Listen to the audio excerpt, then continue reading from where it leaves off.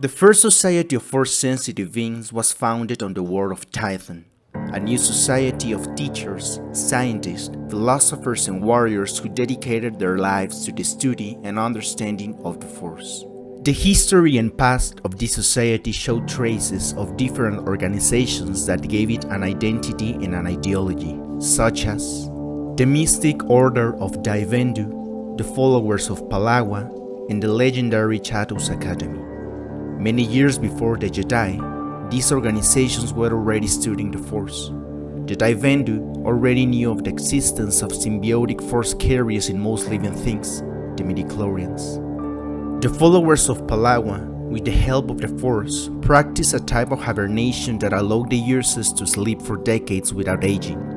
In the Chatos Academy, in the same world of Palawa, there was an academy where graduate students earned the title of Paladins, which was an order of knights, and most likely influenced the Jedi in the idea of Jedi Knights.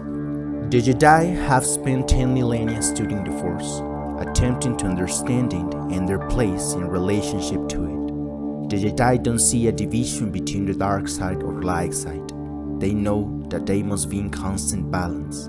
The Jedi recognize that the Force has two fundamental aspects, light side or Ashla and dark side or Vogan. Even their planet Tython had given them the same message with both moons. There is no Ashla without Vogan, and there is no Vogan without Ashla.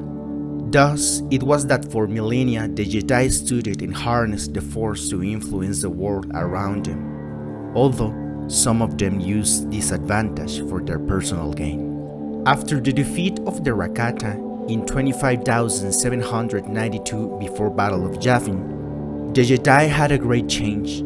The constant use of the dark side to fight the Infinite Empire left wounds in the Order and even in the planet Tython. Great wounds that had their consequences, a schism in the Order's belief system, tearing it apart from within. A group of Jedi wanted to return to balance. However, the Order divided into two groups: the followers of Ashla, who believed that their gifts were intended to obtain knowledge and never to seek power, and instead the followers of Vogan, who claimed that their abilities gave them the mandate to rule the galaxy by maintaining order between the systems and directing the future of civilization. Although the Jedi Order advocated using both sides of the Force and maintaining imbalance between the two, the followers of Vogan, driven by hatred and greed, began to advocate the full use of the dark side.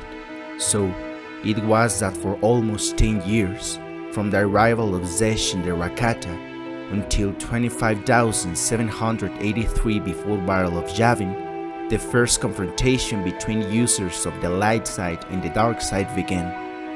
The Force Wars. Both sides used the traditional metal swords augmented through the Force, and those on Vogan's side took advantage of the new weapon that the war against the Rakata had given him and fueled by the dark side. They brandished their Force sabers. The Jedi Order had been shattered. The Civil War had ended thousands of years of ideology and belief, so Lightsiders led by Jedi Masters Rajivari, Garon Jard, Calabrine, and Tersenden founded a new group, known as the Jedi Order.